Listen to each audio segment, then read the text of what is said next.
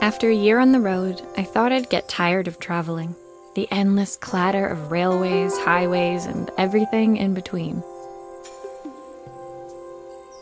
But as my train pulled into the station at Bellariva, I felt every bit as excited as the first day of my journey. A whole year. It felt like a lifetime. The places I'd seen, the people I'd met, of course, the forgotten treasures I'd given a new lease of life along the way. I'm a restorer by trade. Bringing our most beloved possessions back to life is what I love to do. I'd been traveling for months, working my way from one town to the next, fixing everything from family heirlooms to VCRs. Bellariva was my chance to take a break. Unfortunately, that would have to wait until after I'd unpacked.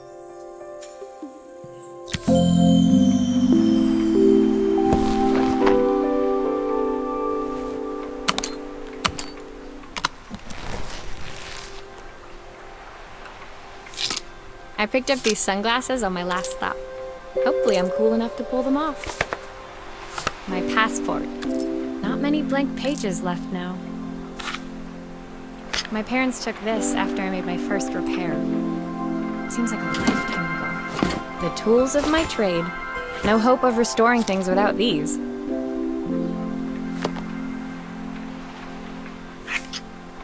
Looking forward to taking more close-ups of my fingers with this.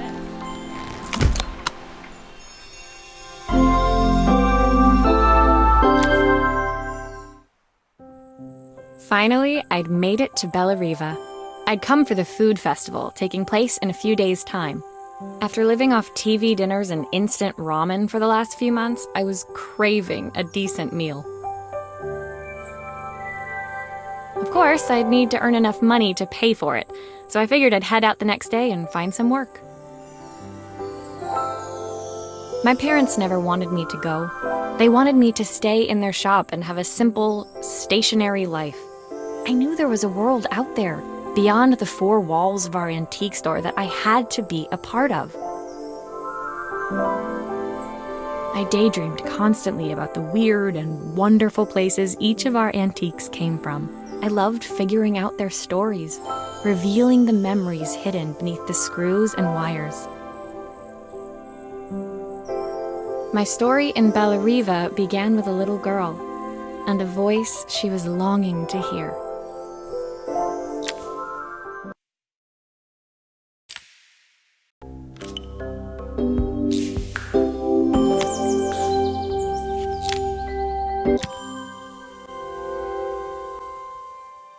It was my first morning in Bellariva, and I couldn't wait to leave my hotel and explore. It was a quiet town, its streets and alleyways basking peacefully in the hot morning sun.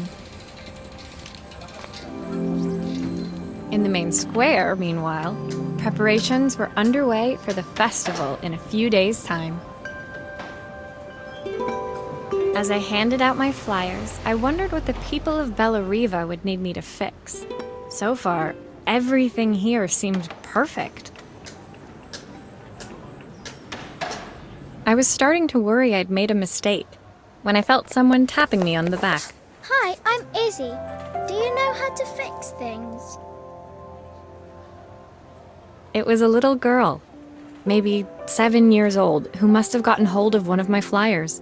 She rummaged around in her backpack until she hauled out a battered red cassette deck. My tape is broken and I can't make it work anymore. I tried to fix it myself, but there's this metal thing in the way. Can you try?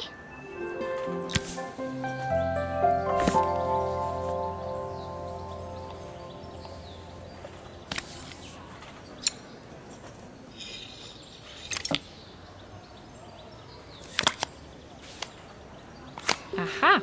Those batteries look like they need replacing. Luckily, I have some spares.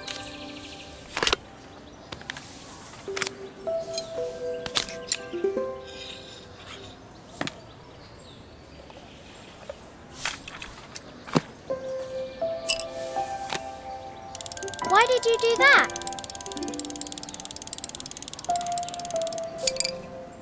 How did you do that? I didn't see.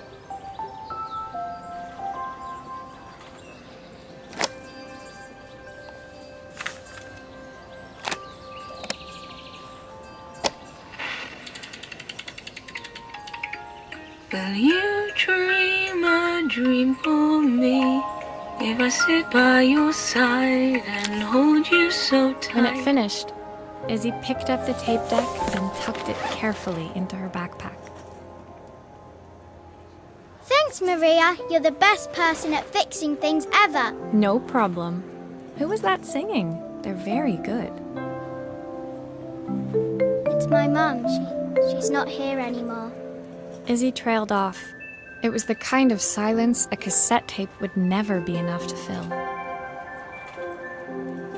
When Izzy's friends called for her, she dug deep into her pockets, looking for something to pay me with. Eventually, she produced a grand total of a stick of gum, 3 mismatched buttons, and a yo-yo. I usually preferred a check, but Izzy looked so serious, I wrote out a full receipt. She seemed like a happy kid, but beneath it all, part of her life had been shattered. A part I wouldn't be able to fix.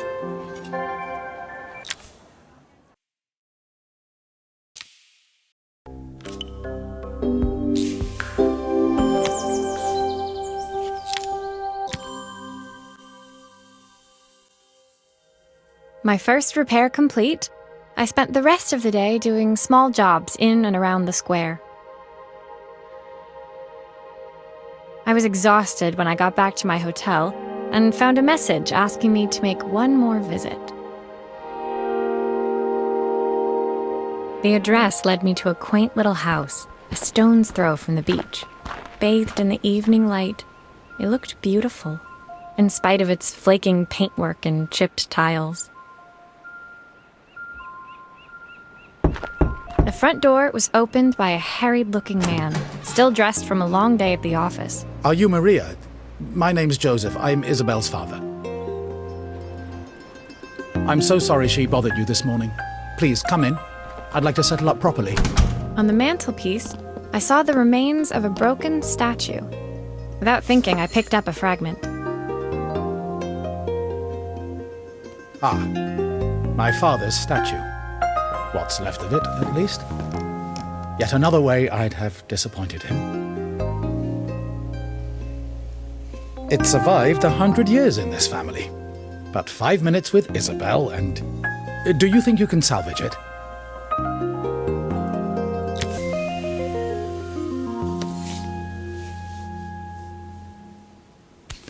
Will you be able to see the glue afterwards? I don't want people seeing the cracks.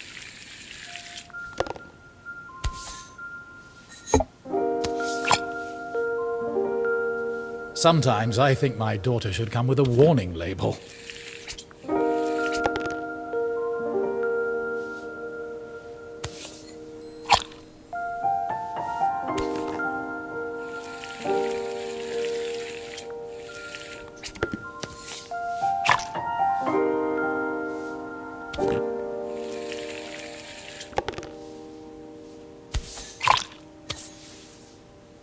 Is this glue really strong enough to hold everything together?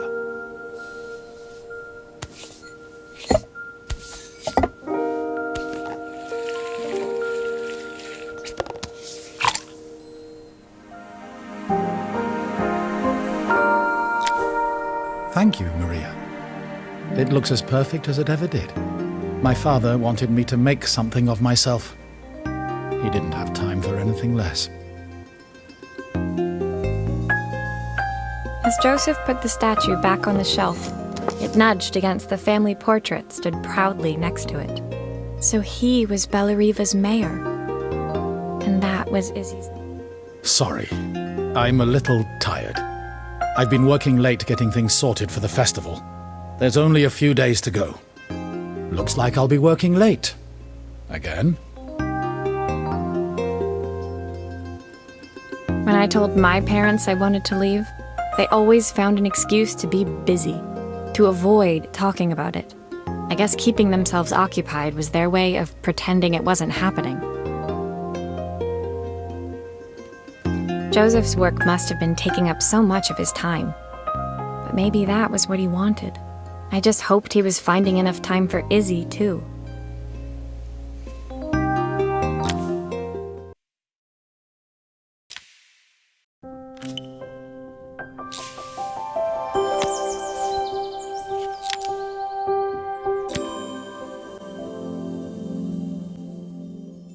My second day in Bellariva dawned bright and clear. Another beautiful sunny morning. Walking into town, I passed cafes overflowing with customers cradling their morning coffees.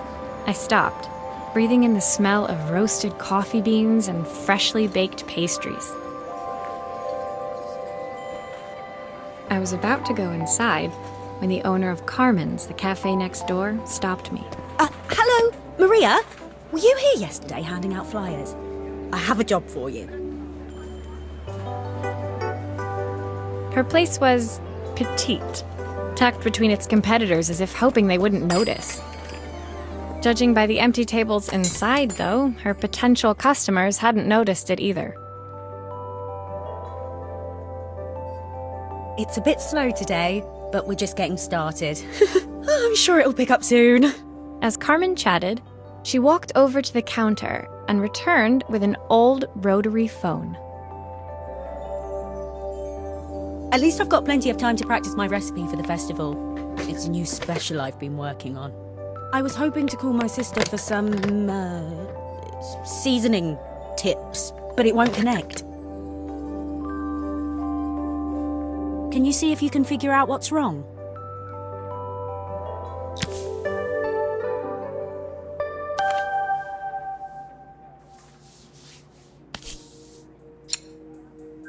Obviously, we'd normally be much busier than this.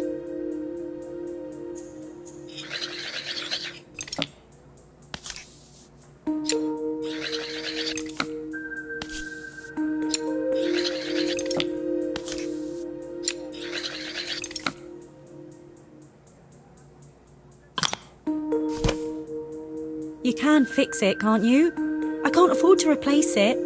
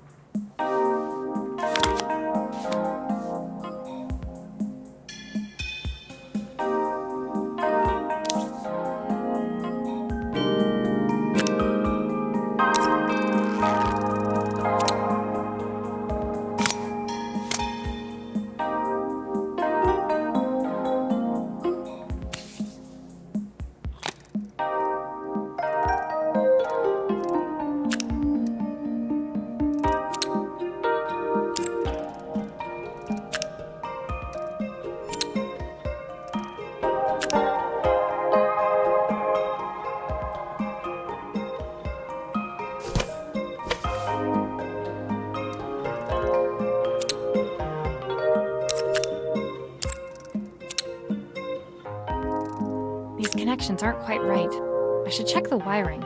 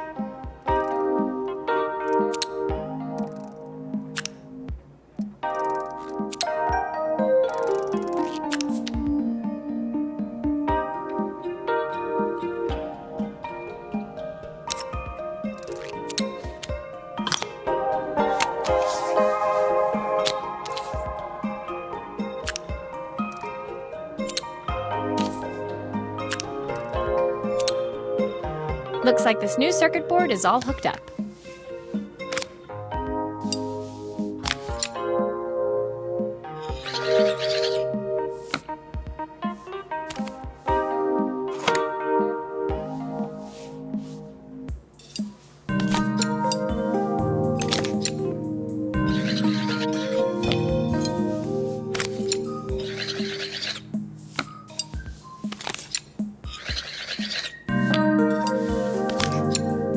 Make sure I screw everything back together.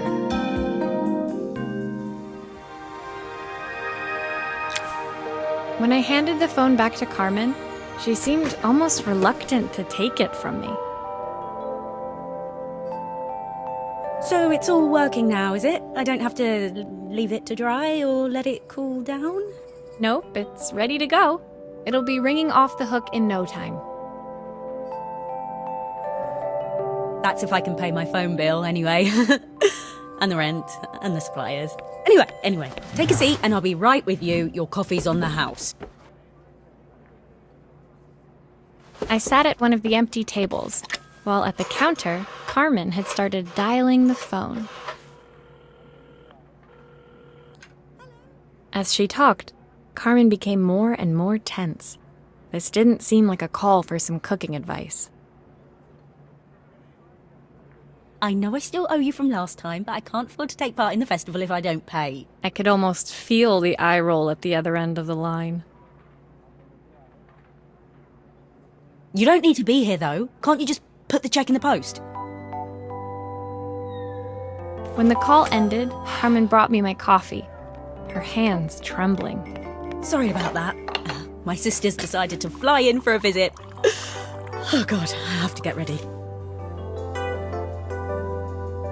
Actually, I might have another job for you. Can you come by tomorrow?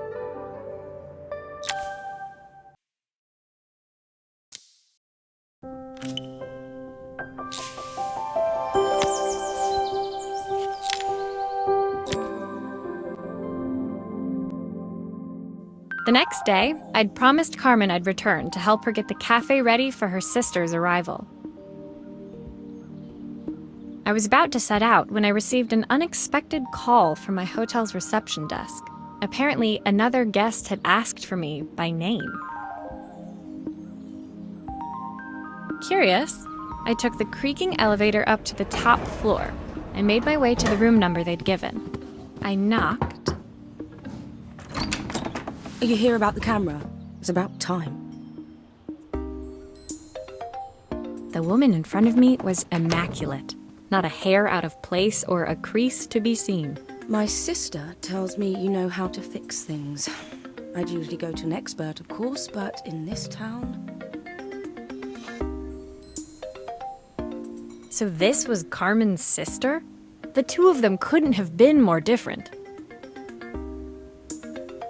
Inside her room, I saw a beautiful reflex camera, any professional photographer's dream. The viewfinder is completely dark. I can't see anything through it at all. I assume you can figure out what's wrong?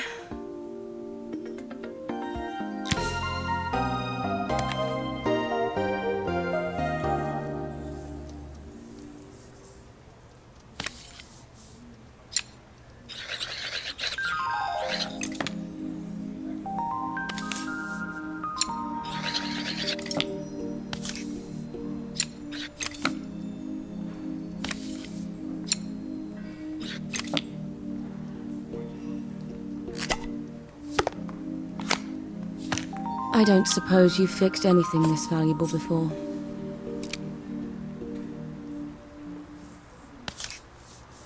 If I used the screwdriver, I could adjust the angle of the mirror.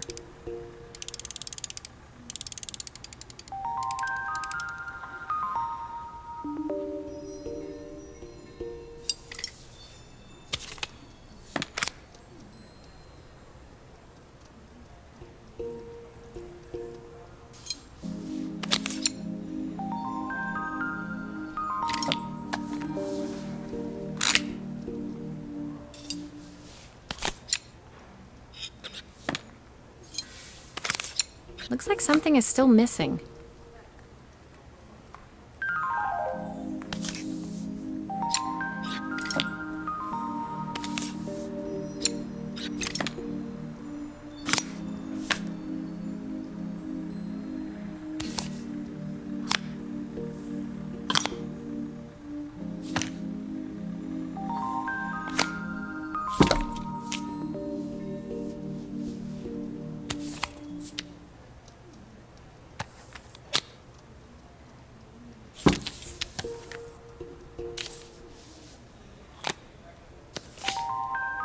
think I've missed a screw somehow.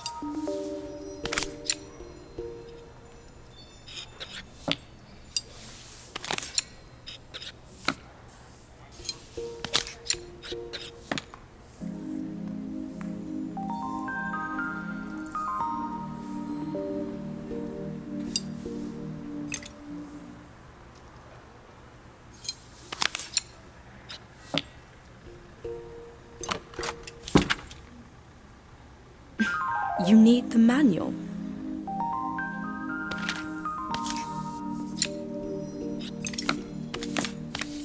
I think I've missed a screw somehow.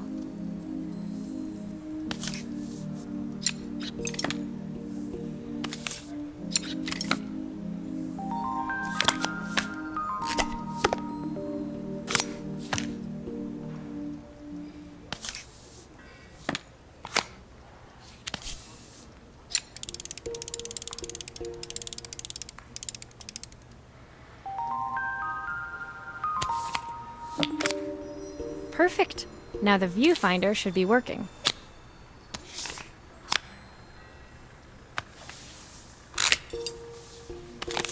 I should make sure I screw everything back together.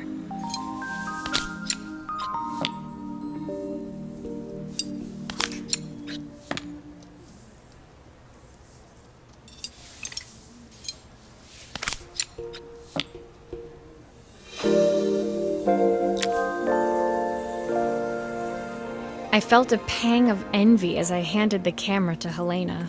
I put my disposable to shame. I picked it up on my first trip to Paris. It's a 1958 limited edition, the first of its kind. It cost me 3 months' salary, but it was worth it. I had no idea what 3 months' salary meant to Helena, but I was pretty sure it was more than I could afford. It was strange, really, that we were even staying in the same hotel. I'd picked this place because it was cheap and cheerful, but surely she could afford somewhere better?